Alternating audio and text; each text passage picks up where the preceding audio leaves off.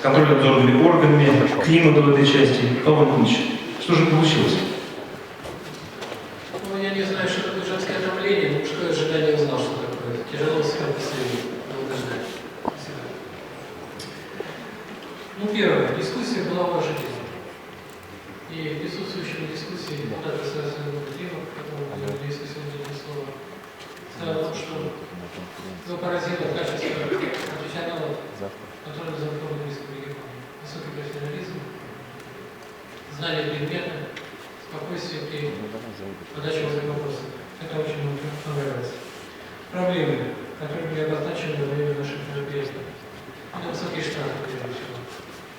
То есть сегодня государство делает вроде бы меры поддержки, с одной стороны, но с другой стороны ошибки, которые могут быть как объективные, так и субъективные, получить такие штрафы, что бизнесу легче закрыться, чем работать дальше.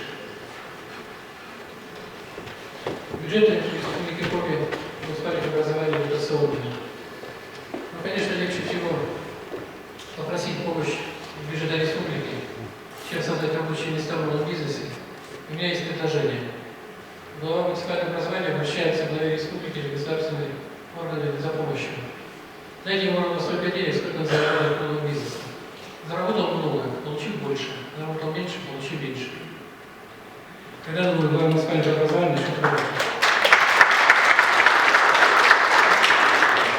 Недавно я получил электронное письмо. Уважаемый Павел Валентинович, ваше предприятие в ближайшее время будет проверено. Можем оказать помощь в реализации проверки. Уже был бизнес такой. Я поработал на секции административных барьеров. Вот вы сегодня сказали, что негоже, когда поднимаются старые газеты. Я не стал поднимать старые газеты, я поднял старую статистику. Я распространил у наших предпринимателей вот такое письмо. 34 пункта предприниматели поставили плюсики. И заметьте, ни один пункт не остался без плюса. А все это имеет корни в такой штучке, которая называется «Анбарьер» 2006 года. 6-й год, и вопросы, которые там поставлены, на сегодняшний день многие находятся в жизни. Следующий вопрос. Семейное дело. На нашей секции поднимался вопрос, и, уважаемый Сергей Анатольевич, я выхожу с этой инициативы третий раз. Первый я обратился к вам 4 ноября 2015 года и получил ответ, что данная инициатива по конкурсу «Семейное дело» подана по форме, мне его вернули. Я еще раз хочу дать вам положение о конкурсе «Семейное дело». Пожалуйста, не давайте вашу клетку, потому что не могу это.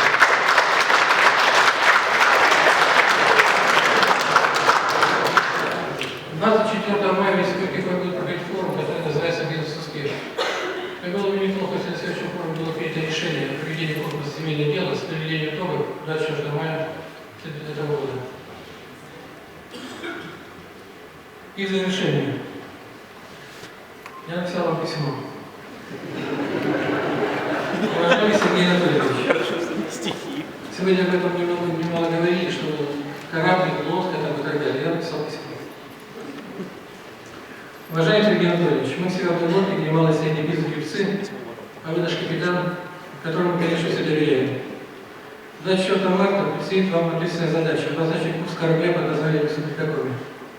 Хотелось бы верить в то, что этот курс будет верным и приведет нас к желанному бухту радости, процветания, спокойствия и благополучия.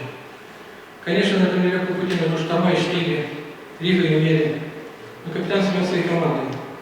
А у команды малого бизнеса есть сокровенное желание, чтобы в составе нового правительства Республики Коми был или появился высокопрофессиональный вице-премьер с самыми широкими полномочиями и персональной ответственностью за развитие МСБ Республики Коми.